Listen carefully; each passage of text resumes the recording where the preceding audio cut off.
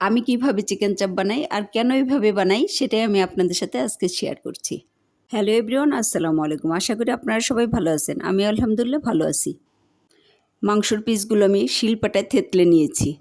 মাংসতে মশলাগুলো নিয়ে নিচ্ছি। প্রথমে আমি 1 চা চামচ আদা বাটা দিয়ে দিয়েছি, 1.5 চা চামচ রসুন বাটা দিয়েছি, 1 চা চামচ জিরার গুঁড়া দিয়েছি, 2 চা চামচ মরিচের গুঁড়া, 1 চামচ হলুদের গুঁড়া, 1 চা চামচ ধনিয়া গুঁড়া, 1 চা চামচ গোলমরিচের গুঁড়া দিয়েছি, 2 চা চামচ সয়া সস, 2 চা চামচ টমেটো সস, 1 চা চামচের একটু কম লবণ দিয়েছি। লবণটা স্বাদ মতো, ঝালটাও স্বাদ মতো বাড়িয়ে কমিয়ে নিতে পারেন আপনারা।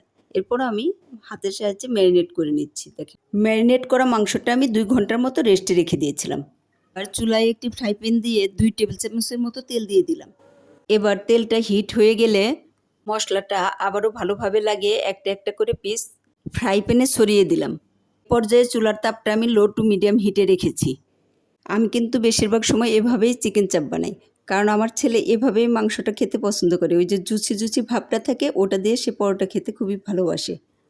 মাংসটা দিয়ে দেওয়ার পর 10 মিনিটের মতো ঢাকনা দিয়ে জাল করে নিয়েছি। এবার ঢাকনাটা সরিয়ে মাংসটা উল্টিয়ে পাল্টিয়ে আরও 15-20 মিনিটের মতো ভেজে নিয়েছি। চিকেন চাপটা আমার হয়ে গেছে, নামিয়ে নিলাম। টমেটো সস লাগিয়ে গরম গরম খেলাম।